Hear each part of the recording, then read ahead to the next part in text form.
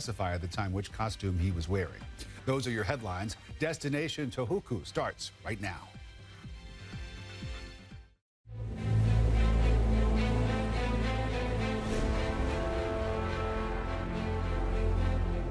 Every winter, on the northern tip of Japan's main island, a unique weather pattern transforms the land.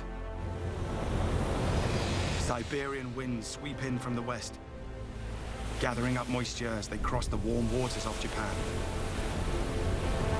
The air then hits coastal mountains, rising, and the result is snow. And more than just flurries. It's thick, constant, and blankets much of the land. This is the story of that land. One of the snowiest places on the planet. And the people who live there. Happily enduring the daily battle against Mother Nature. Because she also gives them scenes like this. And this. A winter playground. In one of the most wild, untouched regions in the world. This is Destination Tohoku.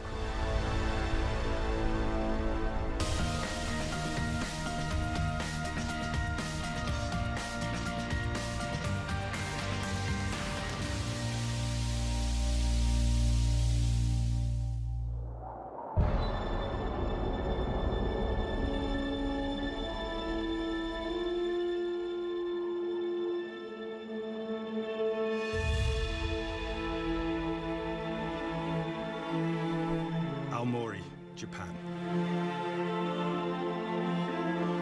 The northernmost of 6 prefectures that constitute a region the Japanese call Tohoku.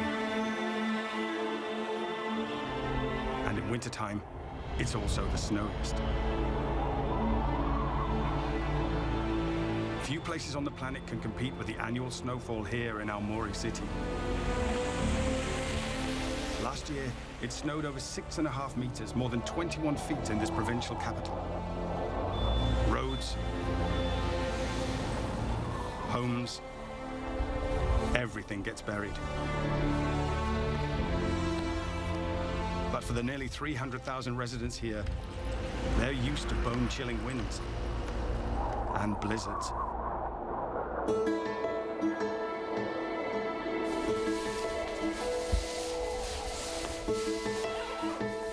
Nothing a few layers won't warm. Julia Menatoya grew up here on the city's edge. As you can see, in the wintertime, everything is blanketed in snow. It's a constant battle every single day. A seasonal struggle, perhaps, but one that brings a calm many here eagerly await throughout the year. In Japanese, there is an expression. We say snow falls shinshin, or gently, and here it completely blankets the land. It's a winter wonderland, and it has a silent beauty. It's so beautiful.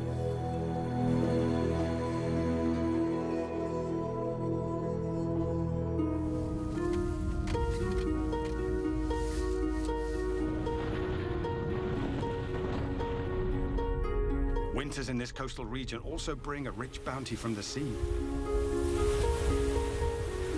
Some of the best fish in all of Japan.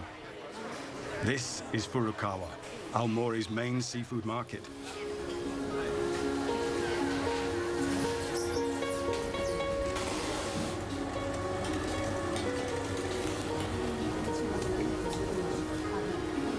Julia and her mum come here for lunch. The specialty is nokidon, a rice bowl.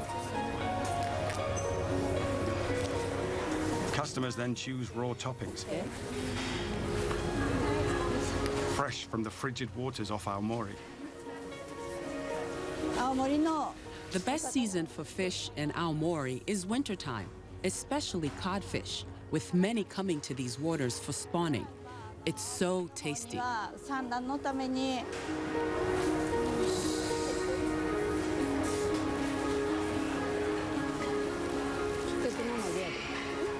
The market is popular with local residents and tourists, if that is they can get here safely. Daisuke Saito's job is to make that possible. This airport is on a mountain, so the weather can change all of a sudden. Sometimes we have blizzards, sudden snowstorms, and complete whiteouts with low visibility. Saito is part of the airport's snow removal team.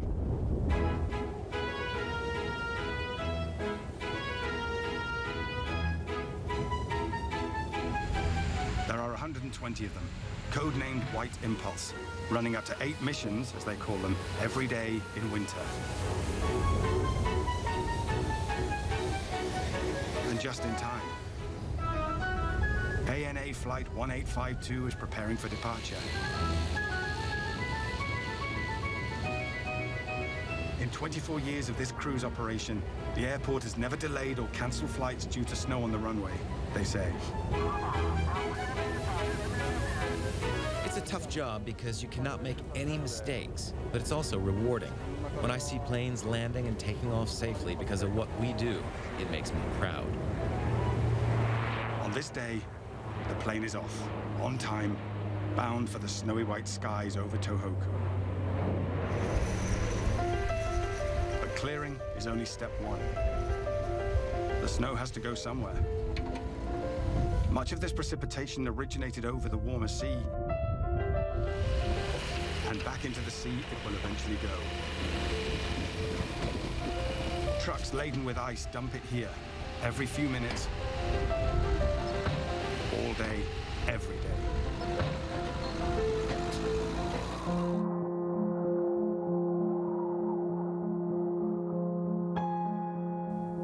Elsewhere, removing snow is futile. There's just too much. The Hakoda Mountains high above the city is one of those places.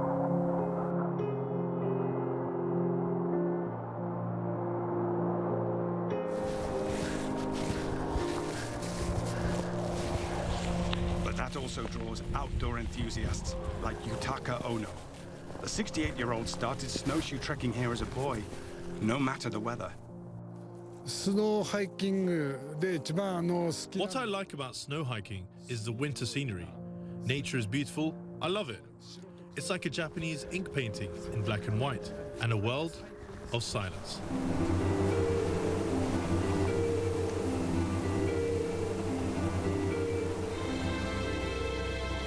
Few places in Japan are as wild and remote as this series of volcanic peaks. Getting there means driving up a corridor of snowbanks taller than the cars. For skiers, Hakoda's powder is the stuff of dreams. Some of the runs are groomed, but many more are backcountry slopes suited for only the most daring. This place is a little different because there aren't very many cut runs into the mountain. So it's a real kind of choose your own adventure, find your own path, and you can. It's very interesting. Despite the sub-zero winds, finding warmth here isn't hard. Thermal springs bubble across the mountain. People have bathed in onsens, as they're known here, for centuries. They're said to have therapeutic properties. One local legend explains why. About 340 years ago, some hunters ended up here after chasing a deer.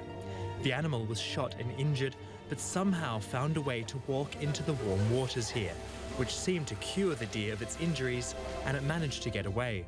And that was the beginning of this onsen. Back in the city, as night falls, the snow continues. Only the brave few remain outside.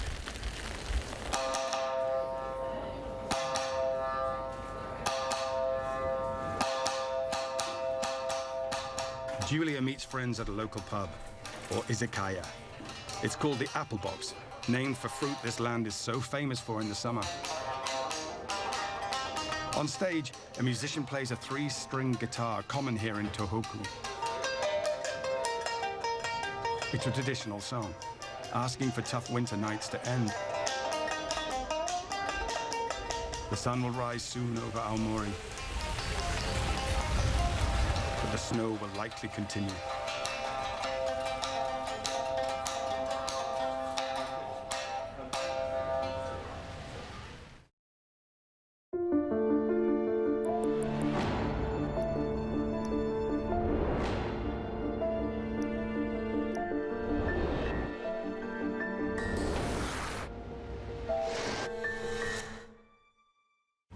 tiny Gulf state is redefining what it means to live, work and play. Qatar has emerged as a hub of arts and culture. Home to age-defying architecture and innovative public art. An El Dorado of modern architecture. Where sporting dreams are made real and a unique landscape for adrenaline-fueled adventures. Yes, yes, I love it. Explore the many faces of Qatar. Iconic Qatar. Saturday on CNN. All new Inside Africa. Unlocking the mysteries behind the continent you thought you knew.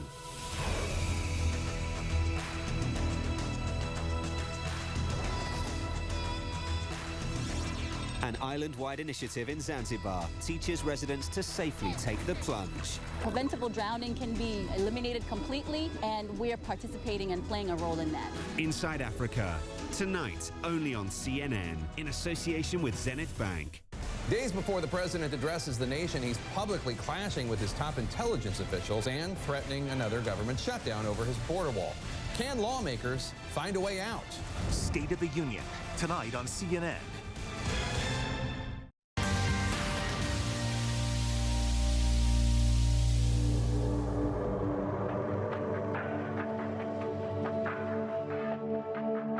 The northernmost Japanese region of Tohoku gets more snow than most places on Earth.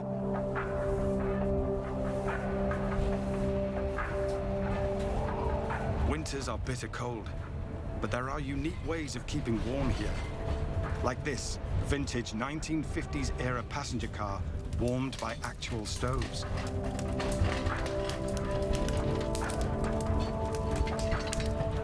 Today, most stove trains are out of service.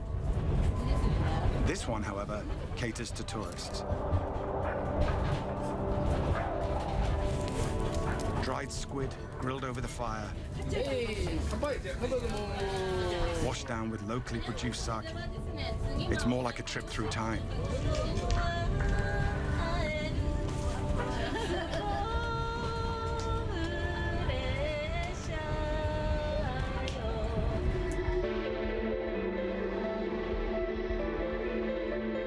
Just south of Aomori lies the mountainous prefecture of Iwate.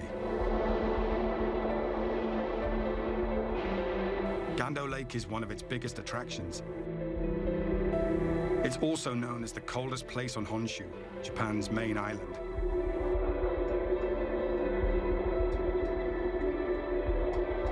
The wind chill can be extreme.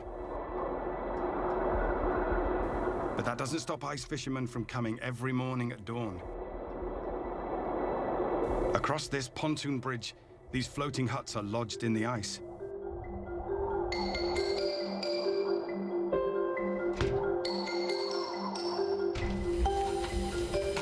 Inside, wooden slats allow access to the frigid water and wagasaki, or smelt. Most stay here all day just to catch a few dozen of this tiny fish.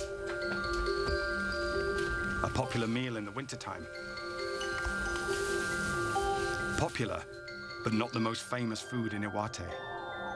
Iwate is really well known for its food, especially noodles, like wanko soba.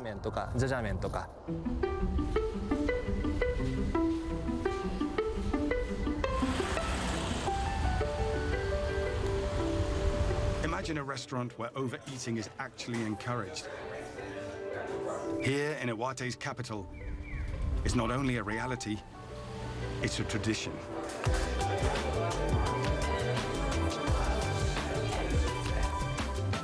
This is Azumaya, a 111-year-old noodle shop in the city of Morioka.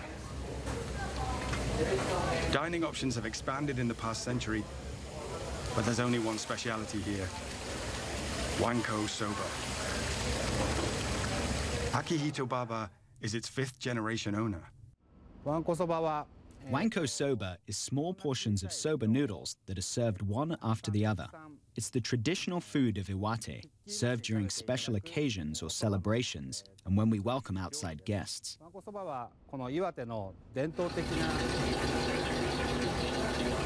Iwate is famous for its noodles, especially soba. Buckwheat grows easily in this cold, mountainous region, Baba says. And what began as a show of hospitality, encouraging guests to eat as much as possible, has morphed into a challenge. An all-out soba noodle binge.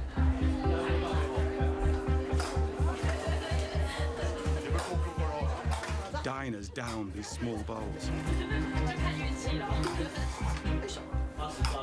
A waitress pours the next mouthful.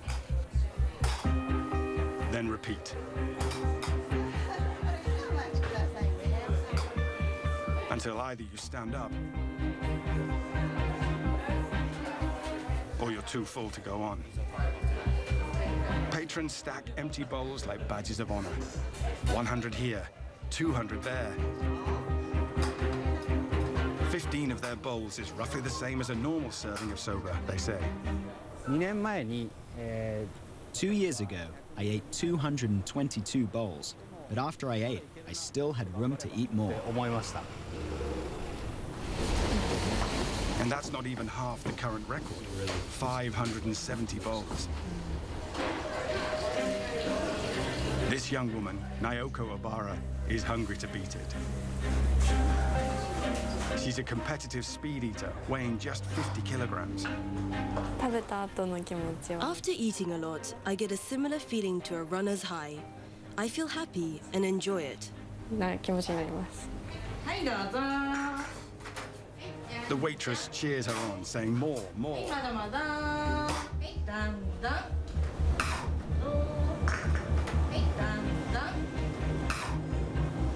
In the back, the kitchen races to keep up.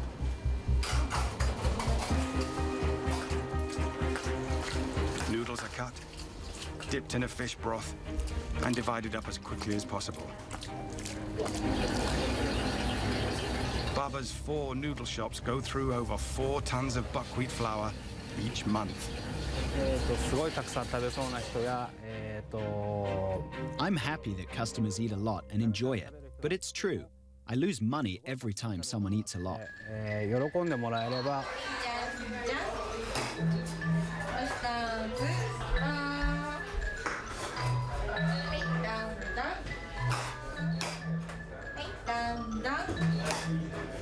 On this day, Obara puts down the lid to say enough. At 300 bowls. No new records at this Wanko soba shop for now. But there's always another meal tomorrow.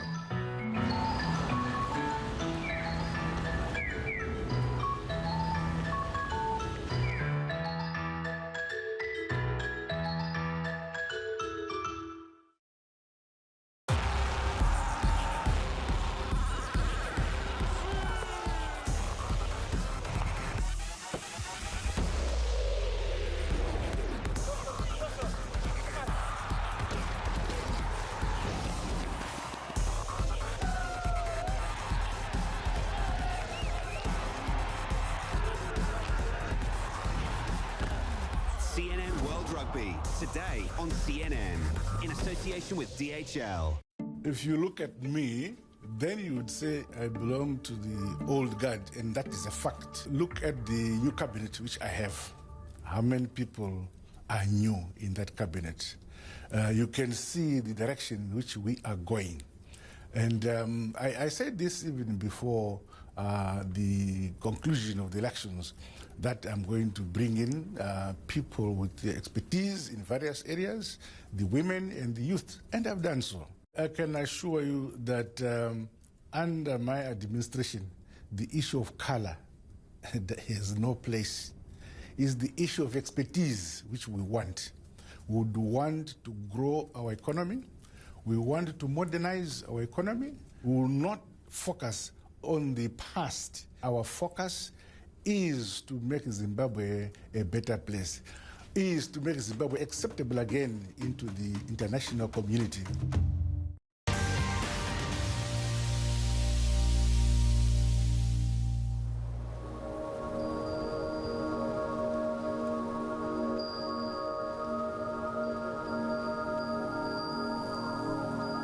Japan's Tohoku region, one of the snowiest places on planet Earth. In the Yamagata prefecture, nothing is spared in the winter. A meringue-like blanket of snow and frost covers everything on this mountain peak. Even the trees. The Japanese call them juyo, or snow monsters. It's not hard to see why.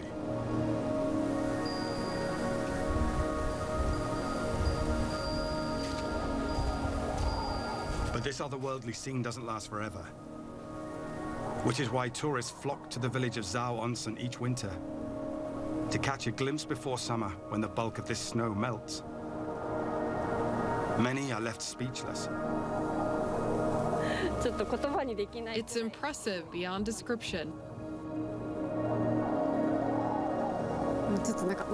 It is difficult to describe this amazing scenery. I'm moved beyond words.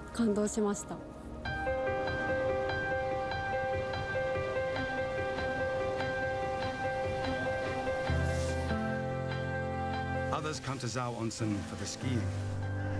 Japan has some of the most famous ski resorts in the world. Some, like Nagano or Niseko, are very well known.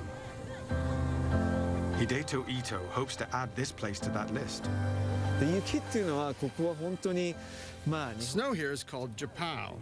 Japan powder snow that is known around the world. The quality of snow here is dry with low humidity. It's less wet.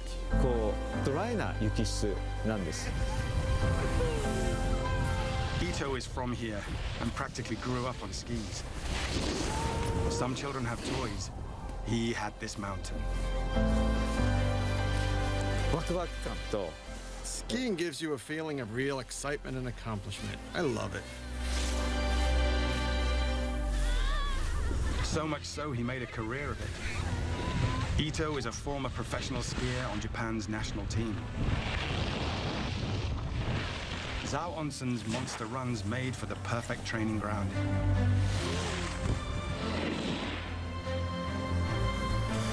Back then, there were no ski lifts or cable cars. Today, there are 37 and 12 courses, the longest of which is 10 kilometers or 6 miles long.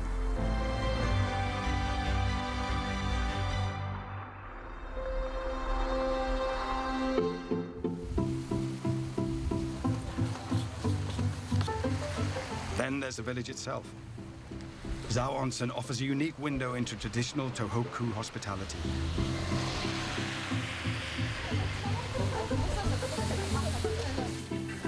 You won't find big chains here. Just a few small mom-and-pop rental shops.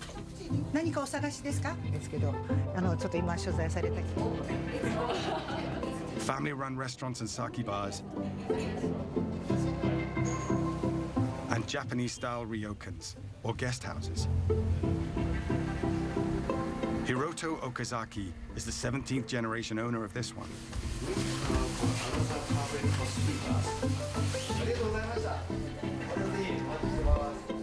If you look at the village, there are a lot of old buildings, including this hotel. We have 3 public buses in the village. The thermal waters here have drawn visitors to Zao Onsen for centuries. Today, though, most come to see the frost-covered trees. Snow monsters are the symbol of this town.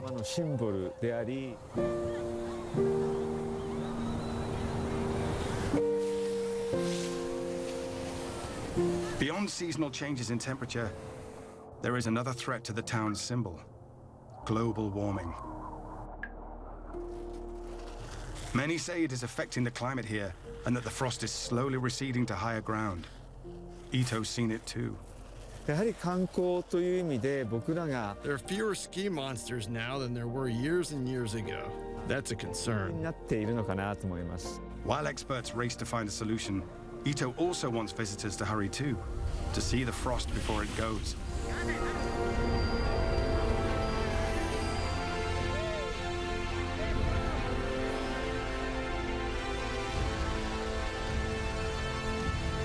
It begins when the cold winds blow in from the west.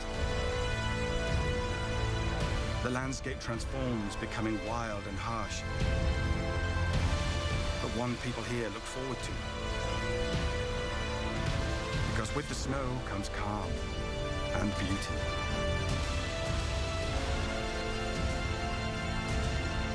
And it only lasts so long. And no one knows what the next winter will bring in Tohoku.